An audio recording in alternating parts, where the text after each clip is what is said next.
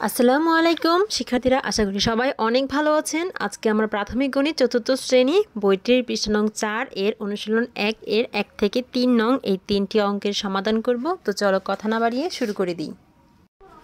দেখো পৃষ্ঠা নং 4 এর অনুশীলন 1 এ কি লেখা রয়েছে, সংখ্যাগুলো উচ্চস্বরে পড়ো, কথায় লেখো ও স্থানীয় মান নির্ণয় করো। ওর নিচের সংখ্যাগুলো আমরা এখন উচ্চস্বরে পড়বো, তারপর কথা লিখবো এবং স্থানীয় মান নির্ণয় করব। গত ক্লাসে আমরা 6 অঙ্কের সংখ্যা কিভাবে গঠন করতে হয়, সেটাকে কিভাবে পড়তে হয় সেটা শিখে এসেছি। তো প্রথমেই আমরা 1 নং এ দেখি। 1 নং এ কি লেখা রয়েছে, এখানে যে সংখ্যার অঙ্কগুলো লেখা রয়েছে সেটা হচ্ছে 8, 9, 4, 3, 1, 2। তো প্রথমে এটাকে আমরা উচ্চস্বরে পড়বো। আমরা গত ক্লাসে এটা কিভাবে পড়তে হয়, এটা যেহেতু 6 অঙ্কের সংখ্যা, তো 6 অঙ্কের সংখ্যা কিভাবে পড়তে হয় এর আগের ক্লাসে আমরা শিখে এসেছি। তো আর এটাও এখানে সেভাবে পড়ে ফেলি। দেখো একক, দশক, শতক, হাজার, অযুত, লক্ষ। 8 হচ্ছে লক্ষের ঘরে অর্থাৎ 8 লক্ষ, এটা 9 হচ্ছে অযুতের ঘরে আর 4 হচ্ছে হাজারের ঘরে। অযুত আর হাজার এই দুটো ঘরকে আমরা একসাথে পড়ি, হাজার পড়ি। তো এটা হচ্ছে 94,000 আর 3 হচ্ছে শতকের ঘরে 300 আর 1 2 12 অর্থাৎ সংখ্যাটি হচ্ছে 8,94,312। তো এখন আমরা সমাধান করব। উচ্চস্বরের সংখ্যাটি পড়া শেষ, এবার এই সংখ্যাটিকে আমরা কথায় লিখব। তো কথায় লেখার জন্য প্রথমে সংখ্যাটি উঠিয়ে নিই। 8, 9, 4, 3, 1, 2।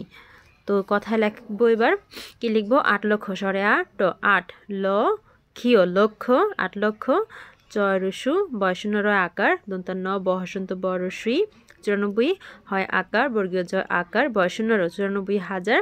তারপর কত 300 তয়সী দন্তন্য তালবস্য তো 300, তারপর 12 বয় আকার বয়শূন্য ওকার 12। এবার এই সংখ্যাটির যে অঙ্কগুলো রয়েছে সেই অঙ্কগুলোর এবার স্থানীয় মান নির্ণয় করব। তো স্থানীয় মান নির্ণয় করার জন্য প্রথমে আমরা সংখ্যাটি তুলে নিলাম। 8, 9, 4, 3, 1, 2। তারপর 2 আছে এককের ঘরে, তো একটা দাগ দিয়ে লিখব 2 একক।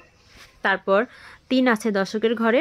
আচ্ছা, 2 এককের মান হচ্ছে 2 সমান একটা বড় দাগ দিয়ে আমরা লিখলাম 2। তারপর একক হচ্ছে দশকের ঘরে, তো লিখলাম 1 দশক, তালবস্য কয়েক দশক। তারপর লম্বা একটা দাগ দিয়ে 1 দশকের মান লিখব কত 10।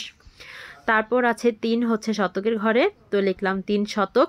তারপর লম্বা একটা দাগ দিয়ে এর মান লিখব 3 শতকের মান হচ্ছে কত 300, 3 দিয়ে দুটো শূন্য।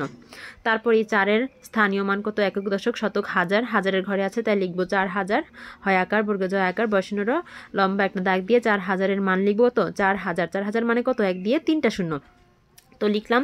তারপর দেখো এখানে 9 আছে অযুতের ঘরে, তো লিখলাম 9 অযুত স্বরেও অন্তস্থ জয়রসু তো অযুত, লিখলাম অযুত। এখন এখানে খেয়াল করো হাজার আর অযুত, এই যে এখানেই খেয়াল করতে পারো হাজার আর অযুত এই দুটো ঘরকে তো আমরা একসাথে পড়ি, কি পড়ি হাজার পড়ি। তো লিখবো একসাথে কি লিখবো 94,000। এখানে এই 4000 আর 9 অযুত এই দুটোকে আমরা একসাথে করে লিখলাম, কি লিখবো 94,000, এটা আমরা লিখে দিই 94,000।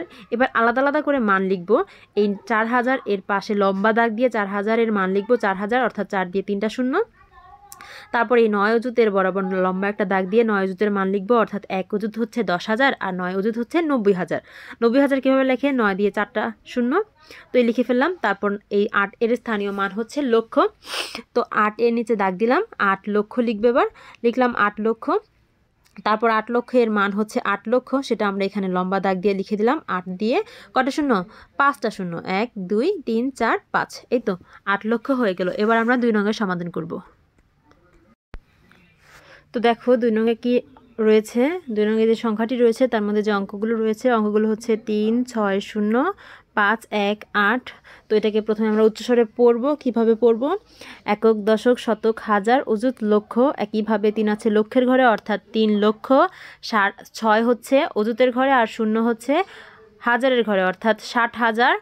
তারপর 518, 3,60,518। তো এটাকে আমরা এখন কথায় লিখব। কথায় লেখার জন্য প্রথমে এই সংখ্যাটা উঠিয়ে নিই 3 6 0 5 1 8 8 লিখতে হবে এখানে, আর তারপর সমান দিয়ে এখন আমরা কথায় লিখব, কি লিখব 3 লক্ষ তয়রসি দন্তন্য 3 লক্ষীয় 3 লক্ষ মূর্ধন্য স আকার ট 60 হয় আকার বর্গীয় জয় আকার বয়শূন্য হাজার 3,60,000। তারপর কি 5 চন্দ্রবিন্দুর আকার পা তাল 5 তালবস্য তো 500 স্বরে 8 হয় আকার ঠা বৈষ্ণ ওকার 18। 3,60,518। এরপর আমরা স্থানীয় মান নির্ণয় করব। তো স্থানীয় মান নির্ণয় করার জন্য আবার সংখ্যাটিকে উঠিয়ে নিই 360,518। তো এখানে 8 আছে এককের ঘরে, তো আমরা 8 এর নিচে দাগ দিয়ে লিখব 8 একক, আর 8 এককের মান হচ্ছে 8, তো লম্বা একটা দাগ দিয়ে লিখব 8। তারপর 1 হচ্ছে দশকের ঘরে আছে, তাই লিখব 1 দশক। তো দশক 1 দশক মানে এর মান হচ্ছে 10, তো 1 দিয়ে একটা শূন্য। তারপর 5 আছে শতকের ঘরে, তো লিখব 5 শতক। তারপর লম্বা একটা দাগ দিয়ে 5 শতক, এর মান লিখব 500। 500 মানে 5 দিয়ে দুটো শূন্য। এরপর শূন্য আছে হাজারের ঘরে, তো লিখব 0,000। তারপর 0,000 মানে কত? শূন্য, তো এর মান লিখব 0। আচ্ছা, এরপরের 6 হচ্ছে অযুতের ঘরে, একক দশক শতক হাজার অযুত, তো আমরা লিখব 6 অযুত, স্বরেয় অন্তস্থ জয়রসুকার যুত অযুত। তারপর দেখো এই 1000, 0,000 আর 6 অযুত দুটোকে আমরা একসাথে পড়ি 60,000, তো এই দুটোকে একসাথে একটা দাগ দিয়ে আমরা লিখব 60,000, হয় আকার বর্গীয় জয় আকার বয় শূন্য র হাজার।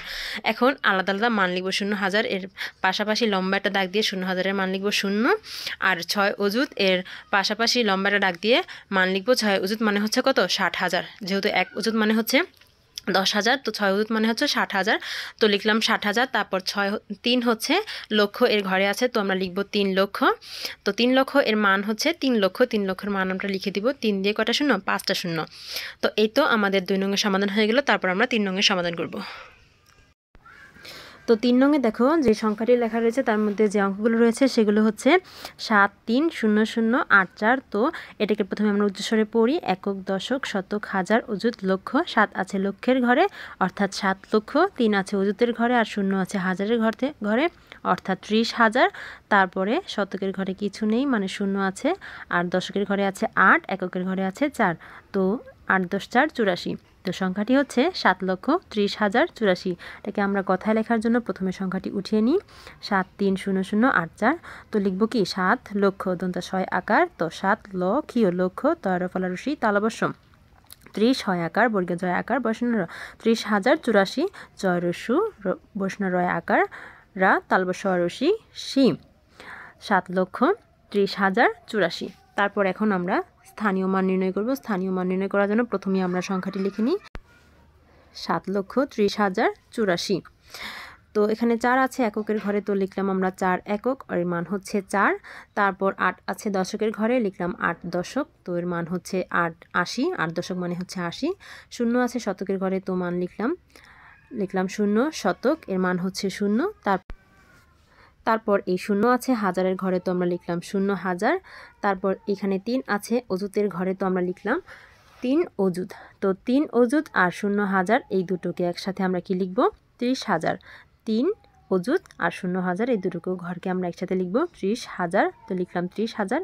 এবার আলাদা আলাদা করে মান লিখি। 0, তো এখানে 0,000 এর এপাশে একটা দাগ দিয়ে আমি মান লিখলাম 0, আর 3 অযুত এর এপাশে একটা ডান পাশে একটা লম্বা দাগ দিয়ে মান লিখলাম 3 অযুত মানে হচ্ছে 30,000, অর্থাৎ 3 দিয়ে 4টা শূন্য। তারপর খেয়াল করো 7 আছে লক্ষ এর ঘরে, তো আমি দাগ দিয়ে লিখলাম 7 লক্ষ, এর মানটাও এপাশে ডান পাশে লিখে দিলাম 7 লক্ষ। 7 লক্ষ মানে হচ্ছে 7 দিয়ে 5টা শূন্য। তো এই তো 3 নংয়ের সমাধান করা হয়ে গেল।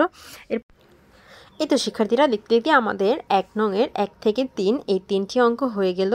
তো পরের ক্লাসে আমরা 4 নংয়ের সমাধান করব এবং আরও কিছু পৃষ্ঠা পড়ে নিব। তো আজকে বিদায় নিতে হচ্ছে, দেখা হবে নতুন কোনো ভিডিওতে। ততক্ষণ পর্যন্ত সকলেই ভালো থেকো, সুস্থ থেকো আর আমার জন্য বেশি বেশি দোয়া করো। আল্লাহ হাফেজ।